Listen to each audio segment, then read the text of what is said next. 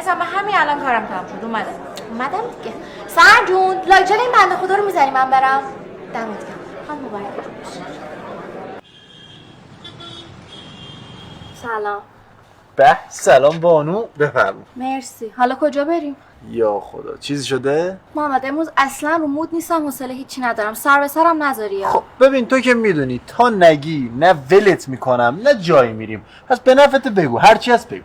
چی بگم بابا، صبح تا شب دارم سگدو میزنم واسه اینکه یک قرونم بشه 2000. کل بدنم درد میکنه. بعد که مثل سارا خانوم پاشو میندازه رو میز من ناخوناشو درست کنم، تازه میگه بد انعامم میدم. اینا تا دیروز هیچی نداشتن، تازه سر کارم نمیره. کدوم سارا؟ بابا همون همسایه قبلیمون، دیده بودیش. آها خب به نظرم تو کارت خیلی قشنگه. دقیقاً چیش قشنگه؟ حمالیش؟ تو از غیرتت مایه میذاری و پول در میاری، نه از جای دیگت.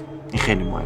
ولی ظاهرا اونا هم خیلی خوشحالترن، هم خیلی خوشبخت‌تر. ظاهرا که آره، ولی اینو یادت باشه همین غیرت دیگه باعث میشه من هر روز صبح اینجوری با ذوق بیام دنبال تو کیف بکنم.